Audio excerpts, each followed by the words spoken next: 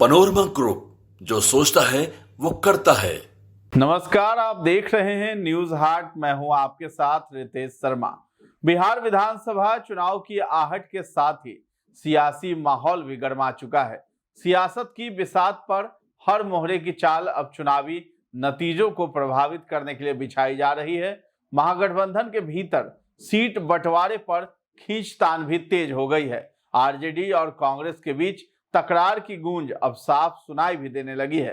तेजस्वी यादव की party RJD ने कांग्रेस को सख्त लहजे में दो टूक कह दिया है कि जिताओ हराओ सीटों का फॉर्मूला हमें मंजूर नहीं है। सूत्र बताते हैं कि आरजेडी कांग्रेस को पिछली बार से भी कम सीटें देने के मूड में दिखाई दे रही है।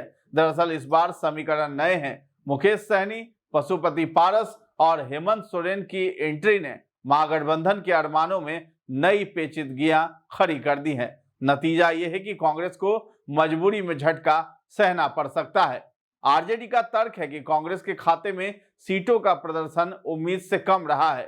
पिछले विधानसभा चुनाव में 70 सीटों पर लड़ने के बावजूद कांग्रेस केवल 19 पर जीत दर्ज कर पाई थी। हालांकि कांग्रेस की दलील है कि 8 सीटों पर उसकी हार बहुत मामूली अंतर से हुई थी और कुल मिलाकर 27 सीटों पर प्रदर्शन मजबूत रहा था।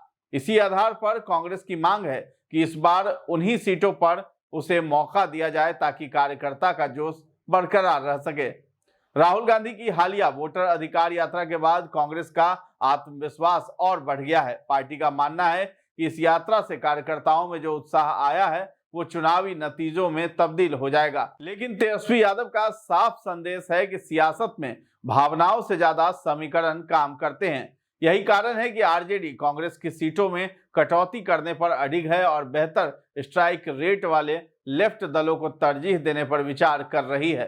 कुल मिलाकर महागठबंधन की राजनीति इस समय गहरी खाई में खड़ी है। कांग्रेस अपनी राजनीतिक हैसियत बचाने की जद्दोजहद कर रही है तो आरजेडी समीकरण साधने की तिकड़म में जुटी है। सीट बंटवारे की ये खींचतान चुनाव से पहले गठबंधन की एकजुटता की असल परीक्षा भी साबित होगी। तो फिलहाल इस खबर में इतना ही है। न्यूज हाट के साथ बने रहें और अभी तक हमारे चैनल को आपने सब्सक्राइब नहीं किया है तो जरूर कर लें। धन्यवाद।